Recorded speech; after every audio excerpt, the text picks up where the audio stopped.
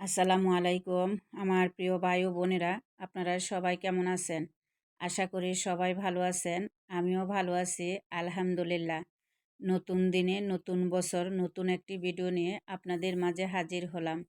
তো এই যে আলমারিটা দেখাইতেছি, এই আলমারিটা আমি নতুন বানাই আনছি। তো আমার আলমারিটা কেমন হয়েছে সবাই কমেন্ট করে জানাবেন। একদম ছোট করে বানাইছি। তো জীবনের প্রথম থেকে যা জিনিস বানানো শুরু করছি, জানি না কবে শেষ হবে।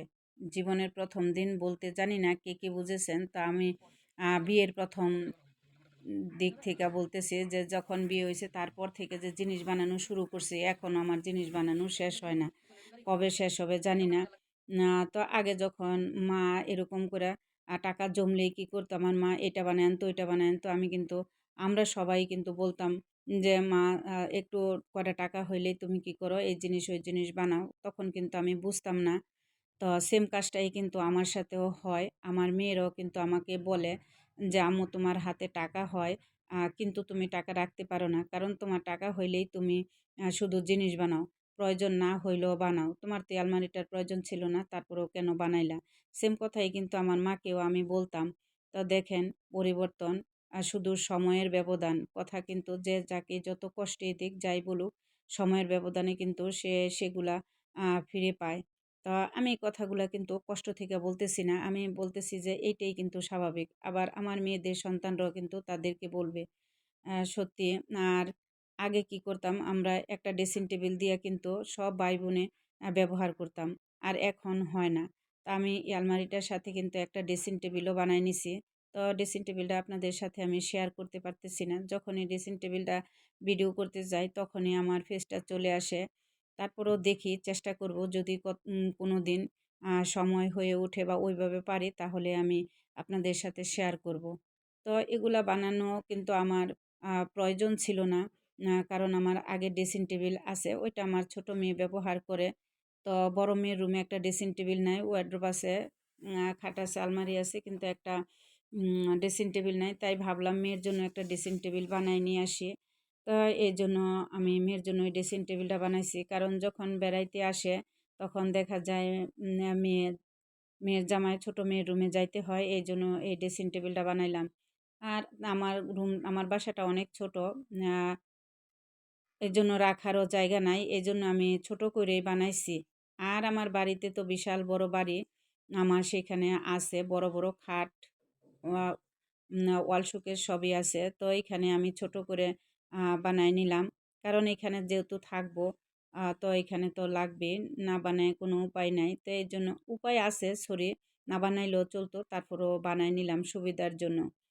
যুগের কত পরিবর্তন। এখন যার, যার জিনিস লাগে, যার, যার ব্যক্তিগত সবই লাগে। আর আমরা ছোট থাকতে এখনো যখন যাই এখনো গিয়ে আমার মায়ের সেই ড্রেসিং টেবিলে আমরা ব্যবহার করি। আমরা সবসময় একটা ব্যবহার করতাম। আর এখন সবকিছুই পার্সোনাল লাগে। তো আজকে আমি তেমন কোনো রান্না করব না। তেমন কোনো রান্নাই নাই। গতকালের খাবার সব বাইসা গেছে। তো এই যে লাউ শাকগুলা আনছে, আমি আবার লাউ শাকগুলা বাইসা নিতেছি। তো আমার হাসব্যান্ডও বাইসা নিতেছে। তো গতকাল রাতে সন্ধ্যার সময় নান আর গ্রিল আনছিল, সেগুলাই খেয়ে নিলাম। তো আ এখন ভাত তরকারি সবই বাইসা গেছে। তো মেয়েরা এরকম প্রায় সময়ই আমাদের জন্য মানে খাবার নিয়ে আসে। তো যারা আমার পুরানো ভাই-বোন আছেন, তারা আপনারা জানেন যে এরকম আমাদেরকে গিফট করে। তো গিফট বলতে মানে খাবার দিয়ে সারপ্রাইজ দেয়। তো আমি সবসময় বলি যে, "তোমরা খাবার যখনই আনো আমাকে বলবা, আমি আর রান্না করব না।"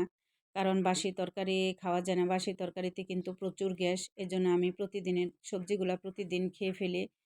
তখন বলে আম্মু, যদি বলে আসি তাহলে তো সারপ্রাইজ হলো না। আর সারপ্রাইজ দিতে ওরা খুব বেশি পছন্দ করে। আ আমারও ভালো লাগে যে না, মেয়েরা দেয়। কিন্তু খারাপ লাগে আমার সবজি, ভাত সব বেশি হয়। এজন্য খারাপ লাগে। ওরাও জানে যে আমার মা সারপ্রাইজ পেতে খুব ভালোবাসে। তো আর ওই নানার গ্রিল ভিডিও করা হয় নাই, কারণ আমি লাইভে ছিলাম। তো আমার মেয়েরা তো এই ইউটিউবিংটা একেবারেই পছন্দ করে না। এটা যারা আমার পুরানা বন্ধু আছেন, আমার প্রিয় আপুরা আছেন, সবাই জানেন। তো এইজন্য এরা আর ভিডিও করে নাই। তো বলতে পারেন যে মেয়েরা পছন্দ করে না ঘরের ভিতরে। তাহলে কেমন?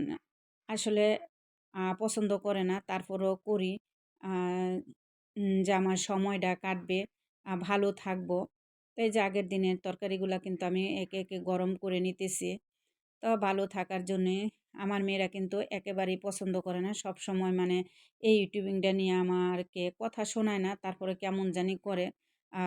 বলে যে, "কি হবে? অযথা তুমি সময়" এটা সেটা মানে অনেক কথাই এইভাবে শোনায়। তো আমার হাসব্যান্ড আবার বলে যে, "তুমি করো।" মেয়েদেরকে বলে, "তোমরা এরকম করো না। তোমার আম্মু সময় কাটে, এটাই অনেক কিছু। কি আসবে কি না আসবে সেটা আ জানার বিষয় না। সে ভালো থাকবে সেইটাই।" তো মাশাআল্লাহ আলহামদুলিল্লাহ আমার হাসব্যান্ড কিন্তু আমাকে যথেষ্ট সাপোর্ট করে। তো দেখেন এই যে আমি আগে একটা মোবাইল দিয়া দেখতাম আর আ আরেকটা সাপোর্টিং মোবাইল দিয়ে একটু মাঝে মধ্যে দেখতাম। সেটা রেগুলার দেখতে পারতাম না। তো এখন এই যে আমাকে একটা মোবাইল এনে দিছে। আমি কিন্তু মোবাইলটা আ চাই নাই, বলি নাই। না সেই বলতেছে, "তোমার একটা মোবাইল কিনে দিব, মোবাইল কিনে দিব।" আমি কিন্তু জোর করি নাই। তারপরও সে কিন্তু আ আমাকে না বইলাই আমার এই মোবাইলটা গিফট করছে। এখন আমি ২ টা মোবাইল দিয়ে দেখব। তো গতকাল আবার বলতেছে, "তোমার কি আরো মোবাইল লাগবে?" আমি বলছি, "না, এই ২ টা দিয়েই আমার মাথা নষ্ট হয়ে যায়।" বলে যে, "লাগলে আরেকটা আমি তোমাকে কম দামে কিনে দেই। তুমি ওইটা দিয়ে শুধু ভিডিওগুলা দেখবা, লাইভে যাইবা।" তো এভাবে আমার হাসব্যান্ড আমাকে সাপোর্ট করে। তো আমার মেয়েরা কিন্তু এ ব্যাপারে সাপোর্ট করে না। তো এই যে দুপুরে দেখেন সে আগের দিনের তরকারি একটু টমেটো কাইটা নিলাম। আর ডিমের ভর্তা করে নিতেছি। কারণ আমার ভর্তা খাইতে ইচ্ছা করতেছে। তাই ধনিয়া পাতা, শুকনা মরিচ, কাঁচা পেঁয়াজ দিয়ে ভর্তাটা করে নিলাম। আমার ভিডিওটা দেখতে, দেখতে এই পর্যন্ত যারা চলে আসছেন তাদের প্রতি ছোট্ট একটা রিকোয়েস্ট, প্লিজ একটা লাইক দিয়ে ভিডিওর বাকিটা সময় আমার সঙ্গেই থাকুন।